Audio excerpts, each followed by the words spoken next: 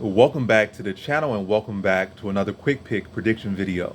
In this video, I'll be predicting the contender series bout in the bantamweight division between Wang Kim versus Cameron Saaiman. So how I see this one right here is I'm gonna go Wang Kim, average confidence again. But yeah, Wang Kim, average Simon, but average confidence over Cameron Saaiman. So Wang Kim in this one. It's a company that stick out to me. I like the experience is relatively the same, to be honest, relatively the same experience. I think Wang Kim has had a more extensive amateur career. Cameron Saaiman is only like 22 years old, so very much a Gerber baby. And that's another thing that sticks out to me. We look at the contender series, these young kids that really be coming on here, they don't be doing all that great. I'm not saying they be doing bad, but they don't really be doing, look at Shimon Smolstrisky. A lot of talent, but the dude was like 19 when he first came in, 21 now. Got stopped both times. You know, had a good moment in the second fight, but I just see a lot of these guys that try to rush into the UFC through the contender series way. Maybe like 25. That's still very young. But those guys make it through. Like those are young talents that make it through to the contender series.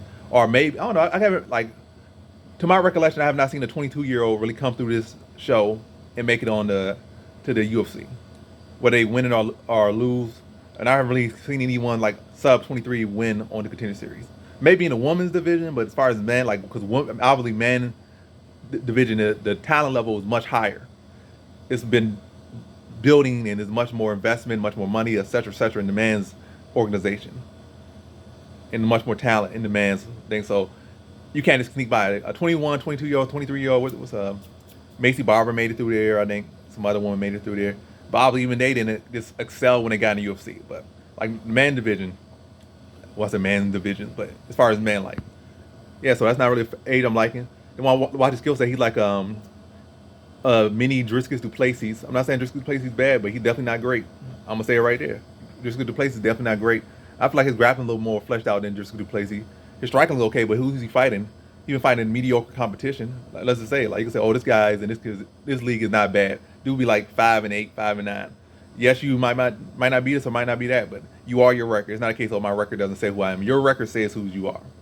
Especially since you ain't fighting nobody good. You ain't nobody good. You not fighting nobody good. But yeah, Cameron Saaiman, he's a solid dude, solid kid. I didn't get a rush long. I think I like his skill set, but I don't like it for the time being. I feel like Wang Kim is a lot more polished, a lot more clean. And also on top of that, he has solid grappling as well. I feel if Cameron Saaiman is the winner, I feel like it would have been better if he had a bigger grappling advantage. And I don't feel like it really is about even. One thing I do like for Cameron Saaiman, or Josh Cameron, I said Cameron Saaiman. I don't know this dude's name anymore. But yeah. But yeah, Cameron Saaiman, Wang Kim. I was mixing the names up, but one thing I do like for Saaiman in this one is the fact that Wang Kim does have. I see a lot of fights he ends up with his back on the cage, and for a grappler, that's a good sign. Like this guy, if I could pressure him, I could get him in the cage. Everyone's been able to get him in the cage. I get him in the cage. I could work off the cage. He works pretty well off the cage though. It's not like a case he gets taken in the cage, dragged down. But you're going with like a guy like Driscus Duplessis or mini Driscus Duplessis. He's gonna throw caution to win. He like hit me in my chin. I'm gonna put it all the way up in the air, all the way in the sky. I dare you to hit me, and I'm gonna rush you, and I'm gonna create exchanges in. Like this ain't boxing. They're gonna let people get away with the ugly stuff and favor them just because they doing ugly offense. That's helping them get to the grappling. And by doing that, you could win the fight. You could win the fight because you're pressuring. This offense is sloppy as heck.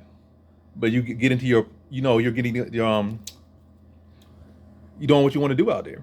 And then you get in clinch, and like I say, even if you're not getting takedowns, maybe get hold to like one takedown or no takedowns. That's control. You're getting cage control time. You're pushing him back. You're controlling the center of the cage. You're getting cage control time, and you're stopping him from doing what he wants to do. So that could be a concern. But again, I don't like the 22 years olds. I don't like those Gerber babies. I don't like those under 25s on contender series. And the contender series don't seem to like them either too much because they ain't been having that great success on contender series.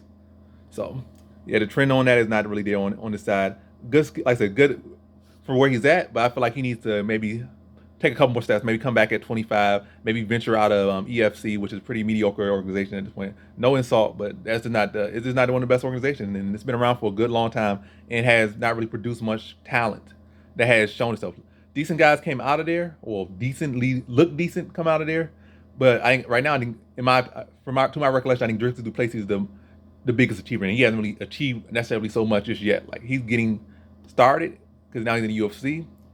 And, he has some other, I think it was some other league, I think it was M1 or something, and he has some success over there. So, but for the most part, that league has not produced anyone of big note that have really made a dent anywhere. Is all I'm saying. But yeah, very good talent, but I think he needs to slow it down. I feel like he's gonna lose. It's gonna be a competitive fight, but that age experience, that physicality, being able to be like 28, 29 years old and actually be able to develop instead of being like 22 years old, 21 years old, I feel like it's gonna play a factor. It might not seem like it's gonna play a factor, but I feel like it's gonna play a factor. That life experience is gonna play a factor. And I just feel like Joshua Kim has all the skills he needs to take advantage of Cameron Saaiman and be able to land counters on him coming in with his chin up swinging. Then against Cage, be able to stuff his takedowns, probably hit him with some little elbows, just hope not to hit him in the back of the head and get DQ. That's a concern right there, DQ stoppage. But yeah, just be able to land the elbows, be able to peel him off the cage, don't peel him off him, and continue to just walk him to counters and pick him apart from a distance. But it's still gonna be a very competitive fight for sure. But I think Joshua Kim is gonna be able to make the better decisions and better ride the storm than Cameron Saaiman. So in this one, I got Joshua Kim via decision.